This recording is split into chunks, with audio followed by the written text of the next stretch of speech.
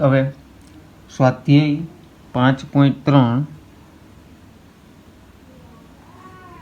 પ્રશ્ન નંબર 9.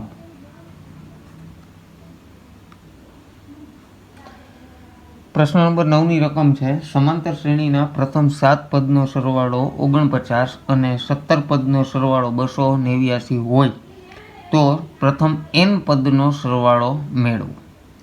તો અહીંયા આપણને શું કીધું છે? પ્રથમ 7 પદનો સરવાળો 49 અને પ્રથમ S49 7 પદનો સરવાળો છે 49 અને 17 પદનો સરવાળો છે 289.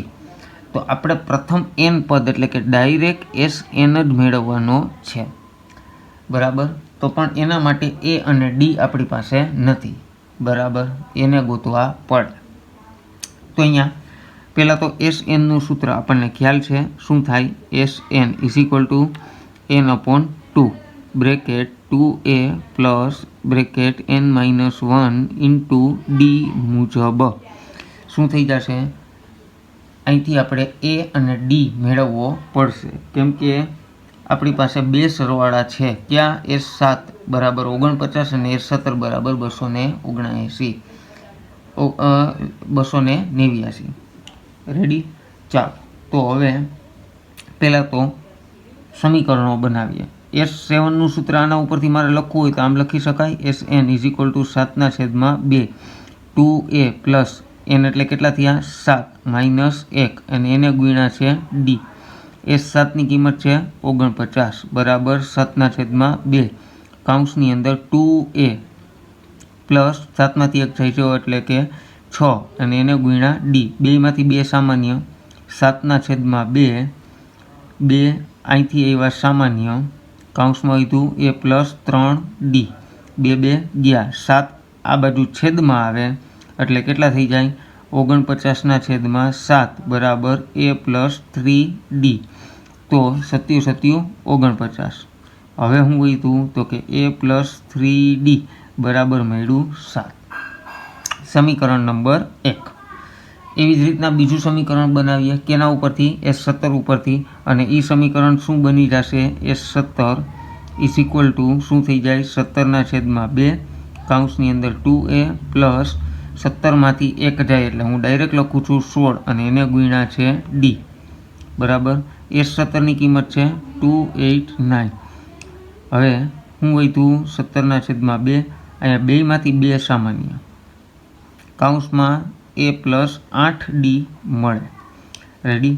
2 ગયા 17 આ બાજુ છેદમાં આવે તો આપણને ખ્યાલ જ છે 17નો વર્ગ કેટલો થાય? 289 એટલે આ બાજુ વધશે 17 બરાબર a પ્લસ 8 ઇન્ટુ D. સમીકરણ નંબર 2. સમીકરણ 1 અને 2 ને ઉકેલવા છે. સમીકરણ 1 અને 2 ને ઉકેલવા છે. તો સમીકરણ 1ને હું પાછું અહીંયા લખું છું a પ્લસ 3D બરાબર છે 7 અને બીજું સમીકરણ છે a પ્લસ 8D બરાબર છે 17. સમીકરણ 1 સમીકરણ 2.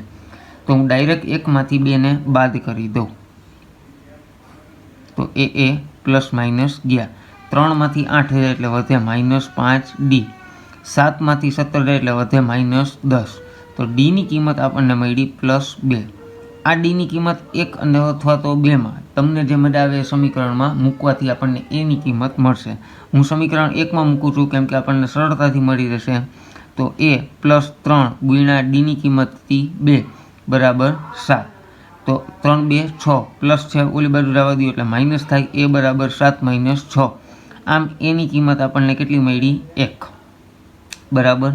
તો હવે a છે, D છે, જરૂરી હતું એ પણ બધી વસ્તુ આપણી પાસે છે. તો પ્રથમ n પદ એટલે કે nની કિંમત તો n જ રહેશે. n પદનો સરવાળો તો SN = શું થઈ ગયું? n/2 bracket 2a plus n-1 અને એને ગુણ્યા D. ચાલો a અને D ની કિંમત મૂકીએ. nની કિંમત n જ છે એટલે nમાં કાંઈ મૂકવાનું નથી. તો n/2 કૌંસની અંદર 2 એની કિંમત છે 1 વત્તા n-1 Dની કિંમત છે 2. તો હવે શું થશે? n/2 કાઉન્સમાં 2 વત્તા 2 અંદર ગુણી દો 2n-2 તો +2 અને -2 ગયા તો n/2 કાઉન્સની અંદર 2n 2 ગયા n ગુણ્યા n એટલે કે n નો વર્ગ એ શું મળ્યું આપણને Sn એટલે કે પ્રથમ n પદનો સરવાળો કેટલો થશે n વર્ગ જેટલો સરવાળો થશે। હવે જોઈએ દાખલા નંબર 10। દાખલા નંબર 10 an ને નીચે પ્રમાણે વ્યાખ્યાયિત છે। an ની કિંમત આપણને બે રીતે આપેલી છે। એમાં પહેલું છે an છે 3 + 4n અને બીજું આપેલું છે an બરાબર 9 - 5n આપેલું હોય તો સાબિત કરવાનું છે કે a1 a2 a3 up to an સુધી સમાંતર શ્રેણી બનાવે છે એટલે કે આ બંને શ્રેણી સમાંતર શ્રેણી બનાવે છે। અને આવું થતું હોય તો આપણે પ્રથમ 15 પદનો સરવાળો પણ મેળવવો છે। તો હું એમાંથી તમને બીજો દાખલો ગણાવું છું। પહેલો બીજાની જેમ જ છે એ તમારે હોમવર્કની અંદર જાતે ગણવાનો છે।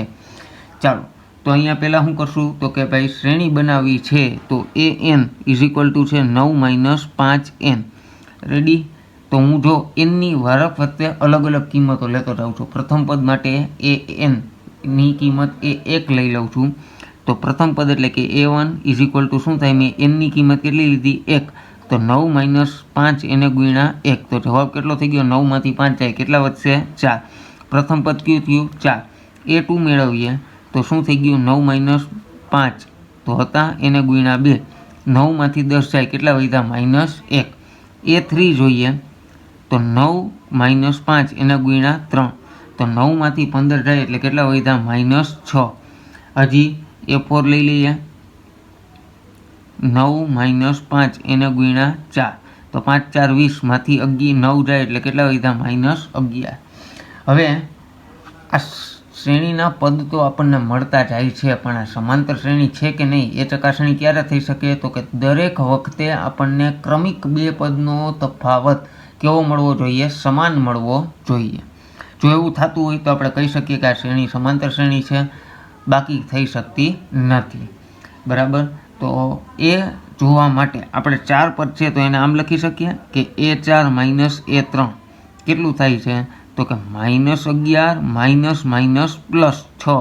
કેટલા વધ્યા -5 a3 - a2 ની કિંમત કેટલી છે -6 +1 બરાબર કેટલા આવ્યા -5 a2 - a1 ની કિંમત કેટલી છે -1 માઇનસ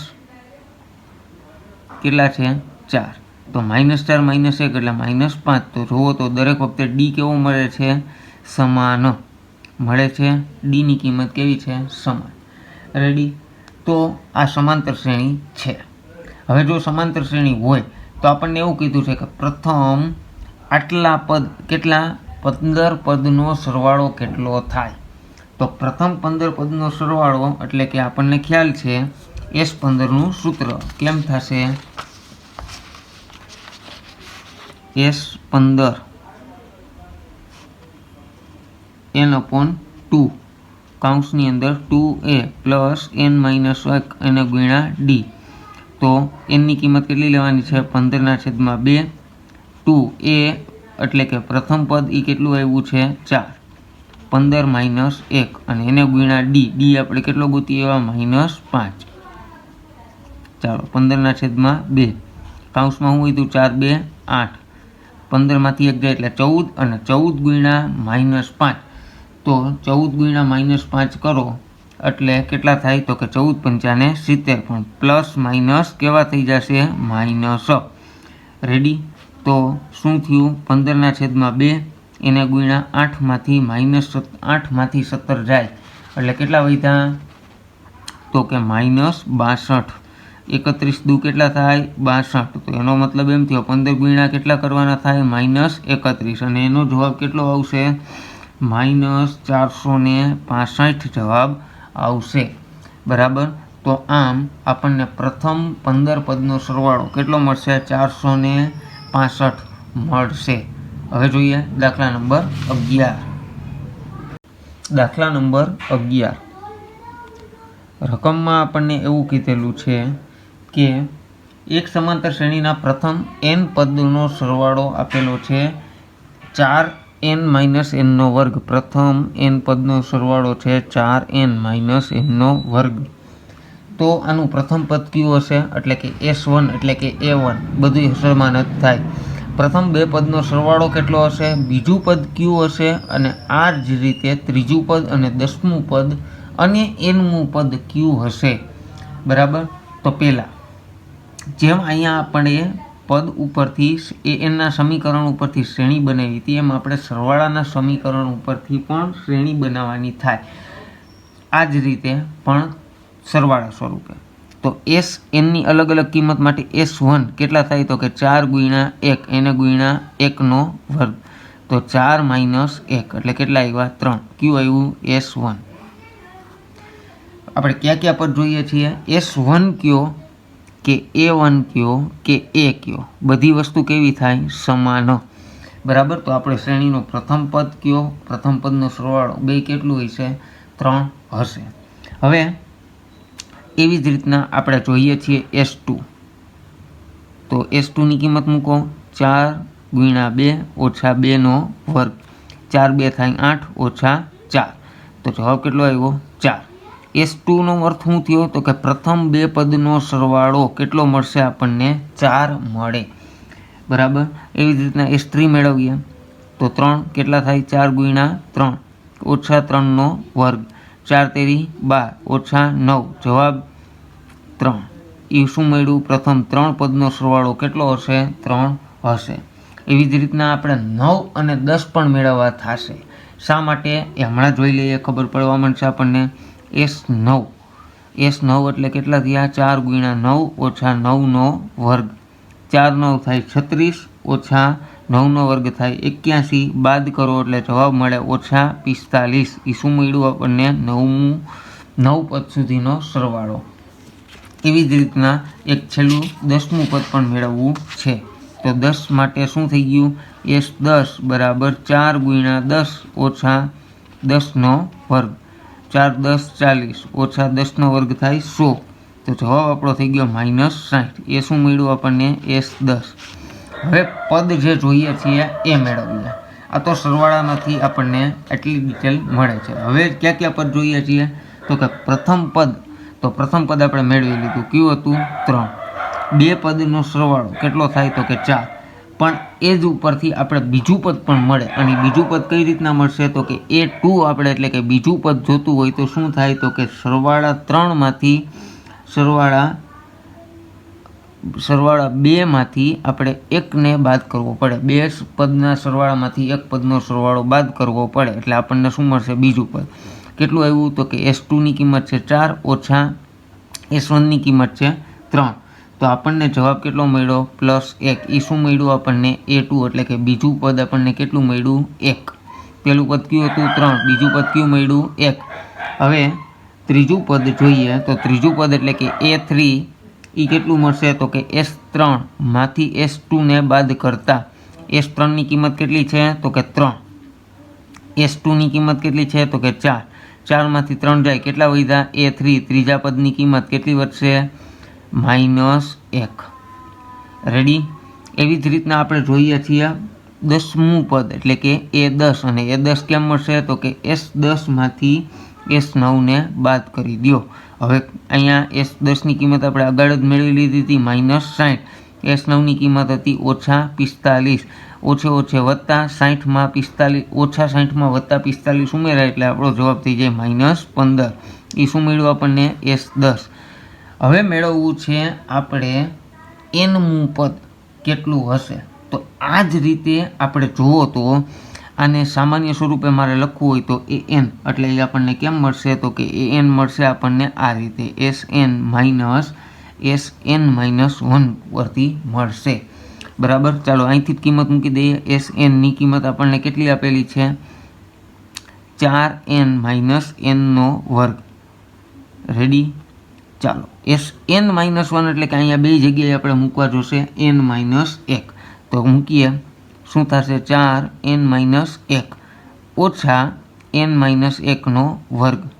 અને આપણે રફ કામની અંદર ક્યાંક બીજે સોલ્વ કરી લઈએ, કેમ કે અહીંયા ડાયરેક્ટ આપણે જવાબ મૂકવા થાય એટલે. ચાલો તો મૂકીએ.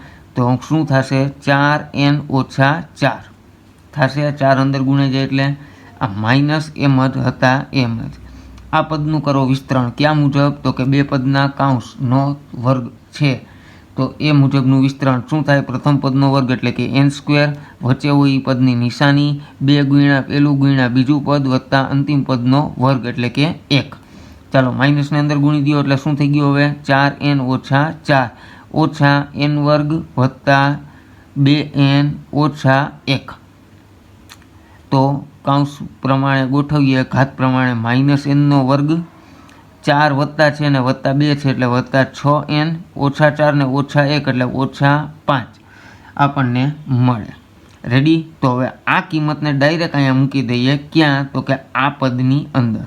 તો શું થઈ ગયું? 4n ઓછા n નો વર્ગ ઓછા અંદર આને ગુણાય એટલે કે પહેલાં આમ લખીએ -n વર્ગ વત્તા 6n ઓછા 5. હવે જુઓ શું વધે છે આપણી પાસે?